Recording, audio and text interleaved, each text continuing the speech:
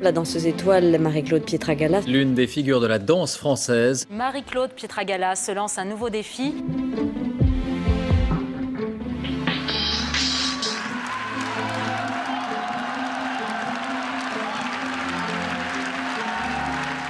Quand j'étais enfant, j'étais une enfant assez turbulente et j'étais plutôt très attirée par tout ce qui était arts martiaux. Et en fin de compte, ma mère m'a mis dans un cours de danse classique. Et donc assez vite, j'ai voulu rentrer à l'école de danse de l'Opéra de Paris. Je ne me doutais absolument pas de ce que allait être ce milieu et l'environnement dans lequel j'allais évoluer. Et donc à l'âge de 16 ans, je suis rentrée dans le corps de ballet. J'ai été reçue première de ma promotion et je suis rentrée dans la vie active d'un danseur. Mesdames, Mesdemoiselles, Messieurs, j'ai l'honneur de nommer étoile du ballet de l'Opéra de Paris, Mademoiselle Marie-Claude Pietragalas.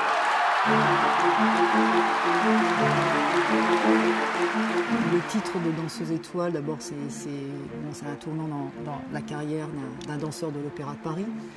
Et ça a été pour moi plus une prise de conscience que c'était un départ plutôt que quelque chose un but en soi.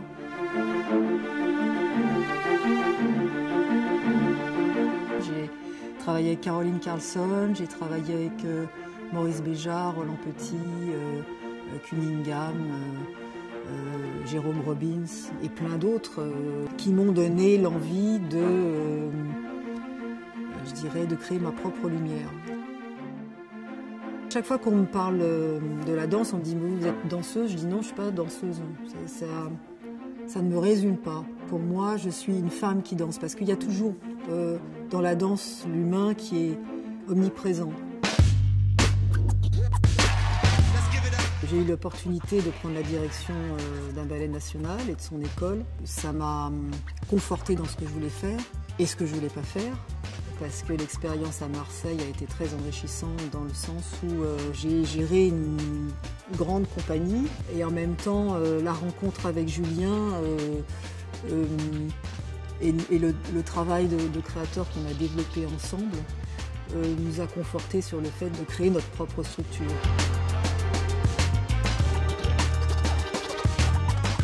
La transmission, la connivence est faite immédiatement. Pietra, c'est une rencontre pour moi qui est une rencontre exceptionnelle et comment dire, déterminante.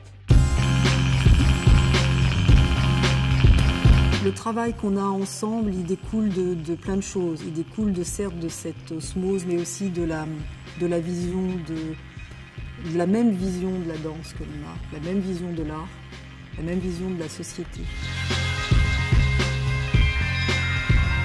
Donc il y a eu 6 années dans l'institution en tant que directrice de ce ballet national.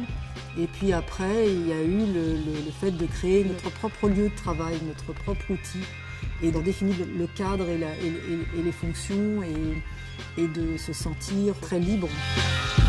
Souvent, on a l'impression que la danse est réservée à une élite, et que voilà, les gens ne vont pas comprendre, ou les gens ne vont pas aller dans des théâtres, ne vont pas aller à l'Opéra de Paris, ou vont pas aller... Moi, quand j'ai voulu aller à l'Olympia, j'étais la première danseuse qui allait à l'Olympia. L'Olympia, c'est les artistes qui créent les lieux.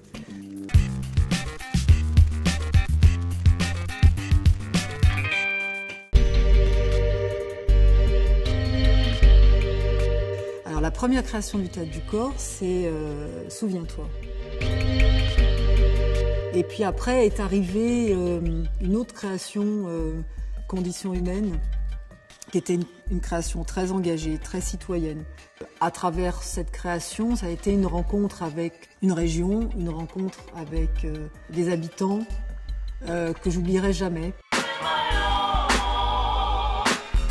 Moi, je fonctionne beaucoup à l'émotion, à la sensation, à l'énergie que les gens que je vais rencontrer vont m'apporter.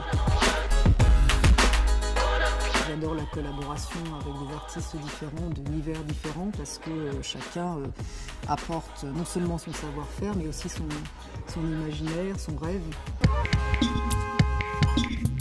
La danseuse étoile Marie-Claude Pietragalas sur la scène du Palais des Congrès à Paris, à la tête de sa propre compagnie. Elle présente une nouvelle création intitulée Marco Polo, un spectacle qui avait été créé à Pékin à l'occasion des Jeux Olympiques.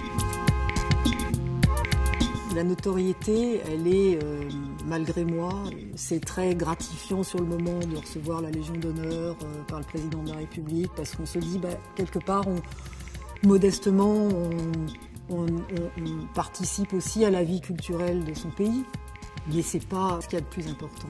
L'important, c'est la création, c'est le fait de communiquer son univers au public. Et c'est ça qui est moteur aussi dans la création. C'est le partage, de partager des émotions avec des gens et le plus grand nombre possible.